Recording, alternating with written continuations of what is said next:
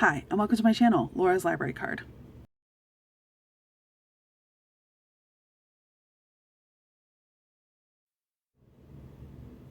Hi, okay, so it is Thursday. I am home from work and I am looking at my schedule, trying to figure out my plans for the next couple of days. And other than some hanging out with Benjamin tonight and, sort of dinner and some basic hanging out, I kind of am wide open on my plans for the next few days. Friday night, Ben is going to a concert and I am going to be alone in the house and I'm really excited. I'm sort of thinking we're just gonna make it a wild time, and I'm just gonna read some smut. That's I think really my plan. We shall see how that turns out. But I thought I would just turn this into maybe like a weekend vlog. I have recently started paying for Kindle Unlimited starting in September here, and I really just want to dive right into it. So I have so many romances that are on my want to read list that are all Kindle Unlimited, titles. And so that's partly why I signed up for it again. I want to kind of knock a bunch of those out here towards the end of the year and maybe kind of turn that subscription off. I don't know. I haven't really decided how long I'm going to keep it. But anywho, yeah, so I'm going to tell you about the first Kindle Unlimited romance I finished last night. And maybe what I have coming up, what I'm hoping to dive into, I'll probably start tonight. So I finished Soul Eater by Mayne. This was a book that I heard recommended by Jess over at Books Past Bedtime. Jess loves this series and has been raving about them and singing their praises for a while now. So I knew this was something I was going to definitely want to dive into from KU. And I also have multiple other monster and alien romances through KU. So kind of excited. So I did finish Soul Eater last night. This was the first book in the Monstrous series, and the premise is that it is a post-apocalyptic USA, and 20-ish years ago there was this tear in the universe and allowed monsters and creatures from other universes, other planes of existence to come into our world, and they just kind of wreaked havoc and destruction. So there was tons and tons of death and killing and destruction when this happened, and the majority of the population of the US or of North America is living along the coastlines, and sort of the middle part of the country that's not along the coastline is kind of a big wasteland in that it's abandoned from the previous 20 years, and there's only a few sort of raider groups of humans that meander around. So the premise is that's the setup. The premise is that one of our main characters, whose perspective is the perspective we get through this whole book, is Danny. He is young, 23, according to the blurb, 23-year-old guy who is a soldier in the military. He enlisted sort of unwillingly / reluctantly because he didn't have any money or any prospects or place to live, etc. So he felt like the military was sort of his last chance. And the military, of course, is tasked with and trying to kill all these monsters that have come through the rift and go around hurting people. So at the start of the book, he has been part of this unit that is, for whatever reason, has good information on a big baddie, which is Wynn the Soul Eater. I don't know how they know his name, but they know his name. And this is a monster that shows up every couple of years and just goes on a killing spree across the country. And so the military is definitely trying to get a hold of Wynn. And it turns out that actually they're not, yes, they would love to kill Wynn, but also they try to capture monsters to study them and or get information out of them. Wynn speaks English and is whatever. And so Danny realizes that he is just this grunt, and he and a bunch of other new recruits essentially are all cannon fodder in the attempt to try to capture / attack this very dangerous being. So the dangerous being Wynn the Soul Eater. He comes forward and he just slaughters everybody on the field except for Danny. And so something about Danny is interesting to Wynn, and the military captures Wynn, and they are trying to force Danny to interrogate Wynn, and eventually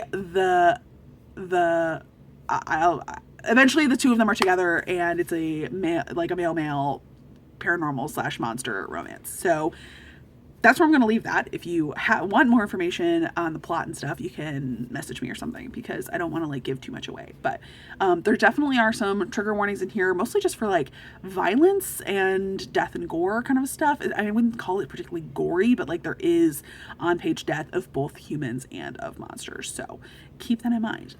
For me, I was actually really enjoying the text. I felt like it was like gritty and it was tough, but also it was like really believable, I felt, and sort of realistic in how Danny was experiencing a lot of fear at the beginning, and he's definitely afraid of Wynne, and he's also kind of afraid of his superiors in the military, and he also has a lot of disgust for what the military is doing by keeping these monsters captive and trying to like torture the monsters, and also for just completely being disrespectful and disregarding all of the human life that they were willing to just throw away in the attempted capture of Wynne. My frustration with this, overall I really like this book. I liked the writing. I thought it was good. I enjoyed the romance. I liked the tension. I liked the setup of the world. I gave it a solid 4 stars. My frustration came to the romance, which was steamy, and I liked it in a way that I wasn't expecting to like as much as I did, but I did like it quite a bit and found it quite steamy. But my frustration was that the two of them are basically traveling. Wynne and Danny are traveling together, and I felt like Danny like kind of sort of unrealistically quickly, in my personal opinion, because I've like dealt with so many monsters, so I can come from a my own whatever. In my personal opinion, Danny kind of got over his fear of Wynne a little too easily or quickly, but I mean, I guess I could sort of see how, if you're sort of stuck with this person and they are helpful and good to you, and also they like, you don't really have very many options, like I did sort of understand why he got kind of over the like fear element. But then he's like interested in Wynne, like he is like developing feelings and also like sexual attraction to Wynne. Okay, fine. But then like I felt like they had become friends, but it was like a new thing and they were still figuring things out, and then like he just kind of randomly was like, I want you, and then they just start banging, and I was like, that element just, it felt like a turn. It felt like it turned on a dime to suddenly introduce adult content, as well as like suddenly all the feelings were there. And I just was like, I wanted a little bit more from the romance overall. And I felt like the third act conflict was a lot. Again, like violence and death and gore, etc. But I don't know, I didn't super love the like conflict between Wynne and Danny, and I like that it was resolved, but like obviously because like it's a happy for now at the end of the book, but I just like there was just something there that just didn't quite land for me. I felt like ultimately Wynne is supposed to be this like ancient creature, this ancient being, and so this kind of falls in that like age gap situation where it's like, why would some creature that's like a zillion years old want this like hot 20-year-old? That's never really resolved. Basically, they both just kind of like, it's a little bit, it's almost like fated mates, sort of. It's implied that way. So, anywho, I really liked it. I thought it was steamy. I thought it was fun. I was turning pages, no problem. For whatever reason, on my Kindle, it shows like a bunch of dots on my Kindle screen for like approximately how long the book is. I have no idea how it calculates that. I read this book and the book right before it.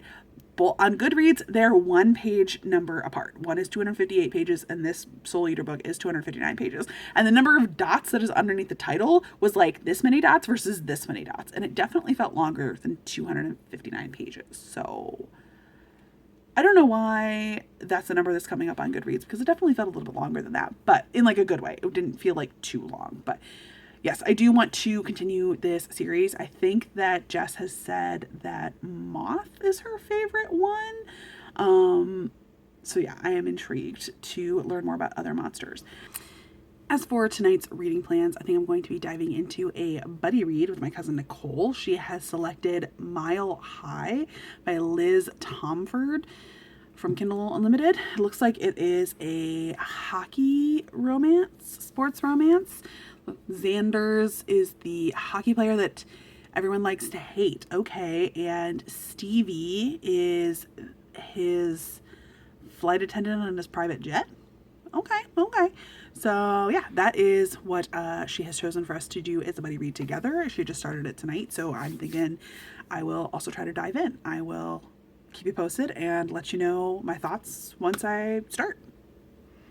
Hi, it is Saturday. It is midday-ish, and I'm just checking in. So yesterday, Friday night, was my night alone, and it was lovely. I watched a few episodes of Call the Midwife, which is a new to me show. I know it has a number of seasons out, and Netflix describes it as sentimental, and I 100% agree with that because I have like teared up or shed a tear at every episode I've watched so far. So but I like that. I like being emotional. I like sentimentality, apparently, and I love I love books and shows and movies and everything when they evoke a lot of emotion in me, and I get to cry. So that was a nice little thing that I chose to do on Friday evening, and had some ice cream, and I also did make some progress in my book, which is what I am tuning in to talk to you about.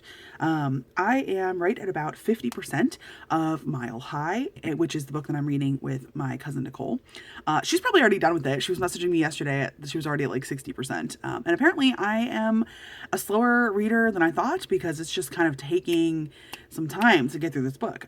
It is, according to Goodreads, like 490-ish pages long, which is a little long for a romance, but anyway, I'm rated 50%. So I don't think I gave the premise of this. The premise of this book is that our main male character is Xanders. He is a hockey player, a famous hockey player from Chicago, who's sort of like the bad guy, the bad boy image. His other teammate, who's also his best friend, is sort of that like wholesome good guy. So the two of them sort of play off of each other image wise. And but yeah, Xanders is known to be this player, this bad boy, and he is keeping up with that persona publicly because that is what has earned him, a reputation with the media, and why he makes as much money as he does in his perception. And then our main female character is Stevie. She is one of the flight attendants that has been hired for the team's private plane for the season. So she's going to be with Xanders through the whole season, but there is a no fraternizing policy for the flight attendants. So there is attraction between Stevie and Xanders right away, but she keeps him, at bay, and doesn't let herself think about him because there's a no fraternizing policy, and also he has this bad boy reputation. But of course, Stevie is the one who is a bit different, and Xanders can't get her out of his head, and so they start developing feelings. So I feel like I don't really need to say anything else because that's the premise of many, many, many romance books. So yeah, so far I am enjoying it. I like the writing style. I feel like it is a slow burn. I mean, like, there has been tension and there has been sexy times in the first half of the book, but also it's a whole bunch of like, will they, won't they, how do I really feel about this other person kind of going on. Like, there's not, here at the 50% mark, they basically both have acknowledged to themselves, they're like, yeah, I actually like this other person. Like, I kind of have feelings. And they are sort of starting to figure out whether or not they want to pursue those feelings. So I'm liking it. I'm liking the writing style. I don't really have any complaints other than it does feel a little long. It sort of feels, I wouldn't say slow because like I'm enjoying it, but also every time I think, oh, okay, like we're making some progress here, I look down and I'm like, oh no, it's 2% further in the book than last time I thought. So I don't know. It feels like I want it to be a little bit like snappier or something. I'm not sure exactly what it is. I think maybe it could have been edited down, but I'm appreciating that they're taking the time to really get to know each other.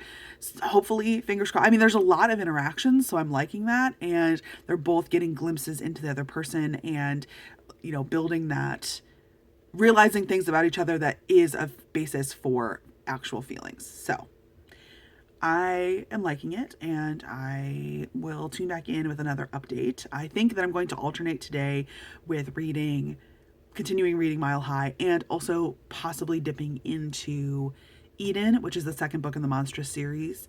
Or, I don't know, I also have an audiobook, and I was thinking about doing some audiobook listening later and kind of maybe I was thinking about doing some diamond dots painting. So if I end up doing that and switching things up, I'll let you know. But I don't want to cram too many books into this weekend because I'd rather finish this weekend with finishing some books. So I'll keep you posted.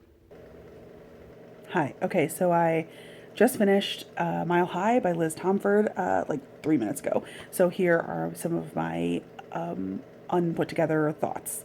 I thought it was good. Thought it was long. It is 490 pages according to Goodreads, which is pretty long for like a sports contemporary romance.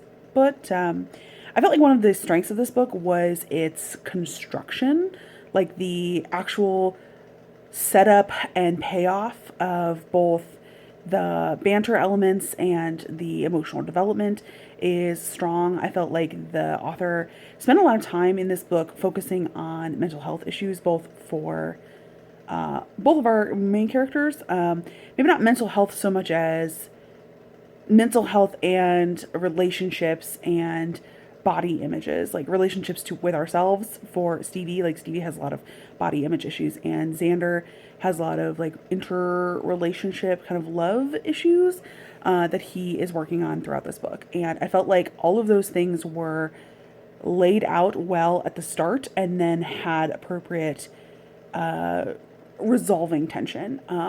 However, again, I felt like this book was like too long. It just was like too wordy. I don't know. The problem is that I liked the fact that we have that emotional development laid in, and I liked the fact that there was like a good payoff and everything. And I felt like, I don't know. Overall, this book was really well put together, but I was bored for like a lot of it. And I can't quite put my finger on why that is, because I felt like the characters were pretty well drawn and layered. And I felt like their relationship had time to grow and develop. And I felt like their chemistry was like pretty believable, even though there's only like a few, like it's not super steamy. Like there are a couple scenes and they're steamy when the scenes are, but like there's this huge chunk in the middle from like 50% until basically the end of the book where there's like no sexy times. And I was like, bring that back. That worked well. So I don't know. There was just something about this book that didn't do it for me. I'm going to try to put my thoughts together in a little bit more elegant and coherent way, and I will come back to you, but I just can't quite put my finger on what was like. It was a good book. Like I would give it like a solid 3.5, 4 stars. Like I think if this is something that someone was asking for, like these tropes, I would recommend it. But also I think that I'm probably not going to remember anything about this book next week. It just didn't have that sparkle. So I will try to be a little bit more coherent in my next clip. Hi. Okay, so I am 50% of the way through Edin by Mayne. This is the second book in her Monstrous series and is the follow-up to the book that I first, I think, talked about in this vlog, because I finished that Thursday, I believe. So the premise for this book is that our main character is Hunter. He and his friend Charlie are in the military, and they are traveling from one base to the next base, like on foot across the wastes. And Charlie gets snatched, kidnapped, taken by some monsters. And Hunter is trying to go after him, but needs rescuing himself, which is where Edin comes in. Edin is a character that we saw in the first book. He is a monster who is Wynn, the Soul Eater's friend, who is like the main love interest in book 1. And we've gotten to see a little bit of Edin in book 1 with Danny, and how he's like this like jock, like super muscular, fun guy. So Edin comes along and sort of rescues Hunter, and then agrees to help Hunter in tracking down and rescuing his friend Charlie. So that is the sort of premise of this book, and that is what is trying to be executed throughout the plot. So yeah, I am right about 50%. I am enjoying this. I like Lily Mayne's writing. I feel like it has good pacing. Like I feel like I want to just keep turning pages, and it definitely is reading a bit faster than Mile High, I'll say that. I will say that there is a little bit less emotional development happening in this book compared to the first book. there's been less passage of time, and like I think it's only been 2 weeks maybe here at the 50% mark. But even though Edin and Hunter are traveling together and like there could have been opportunities for discussion and getting to know you elements, like that really hasn't happened much. I know that Hunter is not the same personality as Danny. Danny is very sort of optimistic and outgoing and a chatterbox, and Hunter certainly is not. But I feel like we've gotten a little less personality from Edin in this book than we did in book one. I'm not sure why that is exactly. I'm not sure if he's just reacting to Hunter's more irascible personality, or if Hunter himself is just a little bit more in his own head compared to Danny. But I'm just a little frustrated because it feels like there is not the relationship development that I was wanting in this book so far. I mean, I know we're only at 50%, so there's definitely time for things to improve, but I'm just like wishing there was a little bit more build up between Hunter and Edin. Like Hunter and Edin have definitely like had their intimate moments, which is I think a feature in both book one and in this book too, where basically like the human in both cases was like DTF, and the other one's like cool, great, and then they proceed to do so. But it has in both book one and two, I felt like they kind of like came out of left field. Like at least there was a little bit more development happening in book one. In this one, it's like they were just like, hey, we're on this mission. We don't know each other. We don't really know anything about each other, but like, So I don't know. I have high hopes that this will improve in the latter half of the book, but it's hard to feel like there is a relationship developing here that is not purely a physical relationship. So we shall see how that goes. I think that there is still plenty of time for that to ramp up. There has been right here at the 50% mark. There is sort of a discussion happening that could lead to more like actual like getting to know you and that kind of thing. We have seen Danny and Wynn come back in book two, which is a nice return.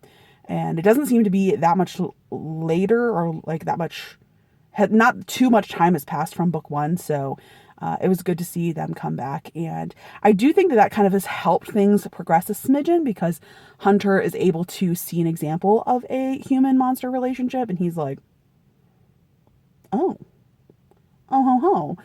so he seems to have kind of allowed that to influence him a little bit more than maybe Danny like fought it off a little bit longer because he's like, I can't.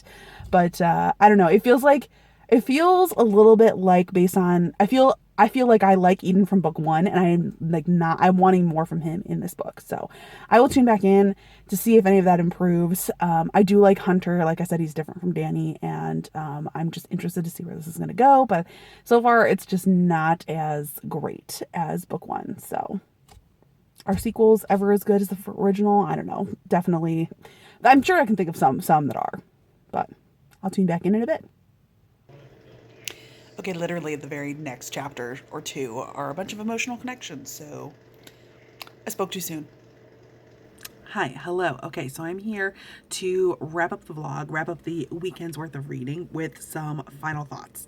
I did think a little bit more on Mile High and sort of my overall thoughts about this book, and I generally feel like everything that I said previously still stands. I do think that overall I liked it. I feel like everything that I said before still holds true. I feel like I just can't quite put my finger on this book on why it didn't work 100% for me. I feel like it was well constructed. I feel like the characters were well developed. I felt like there was time spent constructing the relationship. I felt like the third act drama was like a little weak maybe in that it was just like so focused on a trope or an element regarding love and feelings and mental health that I feel like I've seen before in different heroes historically, but I don't know. There was just something about it that didn't ever quite 100% work for me. So it was good, but it wasn't great, and I would give it.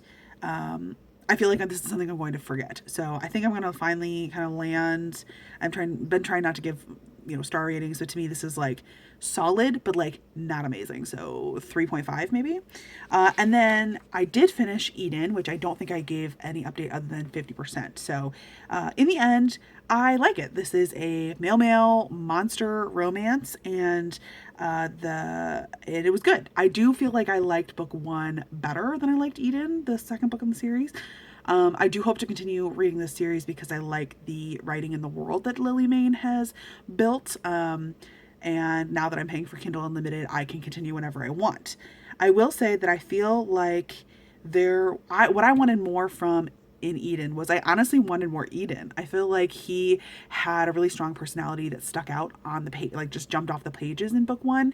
And I felt like he just didn't quite shine as strongly in this book. And we don't get to learn very much more about him. A couple like passing comments about his past, but like Hunter and Edin don't really even communicate very well until the 50% mark, which is what I kind of like, said something about in my previous little clip. But I do feel like even in the second half of the book there is some better communication, but it's not like getting to know you so much. It's more like actually being straightforward with how they feel. So they were more communicative, but not more. I wanted more from Edin. I wanted more from Edin. And I just felt like his strengths that we saw in book one just didn't get a chance to shine in book two. So I just wanted more from him.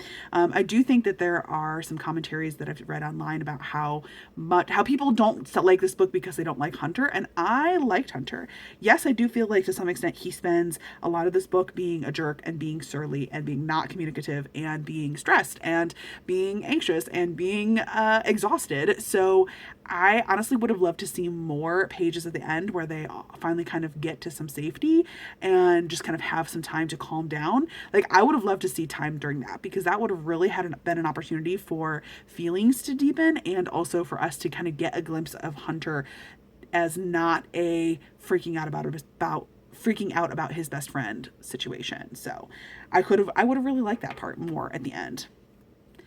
I personally did not find book one boring, and I saw some reviews that said that people thought the book one was boring. I mean, retrospectively, it is just kind of like Danny and Wynn on a big walkabout, but I did feel like this book kind of compensates for that. So this book has a driving plot forward where they need to rescue Charlie, and then this is how they go about doing this. I felt like it was a little not convoluted, but I enjoyed seeing both Danny and Wynn make a reappearance in this book as they help with the rescue Charlie plan, and I felt like that was interesting. And I felt like the setup of where Charlie ended up and how they rescue him and all that feels like it's going to be a major component in previous books. I feel like we met a character in that location that's probably going to be a main character in a future book. So I am intrigued, and I was not particularly upset that was not like a resolved plot point, because I feel like it's going to come back. So yeah, overall, this was a great weekend. I mean, I started on Thursday, but I finished 3 books in the last 3.5, 4 evenings, and they were all Kindle Unlimited, and I liked them all pretty well. So I definitely plan to continue reading more in the Monstrous series, and I wouldn't mind potentially checking out another book written by Liz Tomforde who wrote Mile High, but I don't know about that. I have so much on my Kindle Unlimited list, a lot of which is monster smut, so I'm thinking I might continue in that vein. Thank you so much for watching this vlog, and let me know down in the comments if you have read either of these books or any of the Monstrous series. If you have something that's sort of a recommendation that is similar but done better, definitely leave that in the comments. I would love to hear some recommendations. Thank you so much for watching this video, and I'll see you next time. Bye!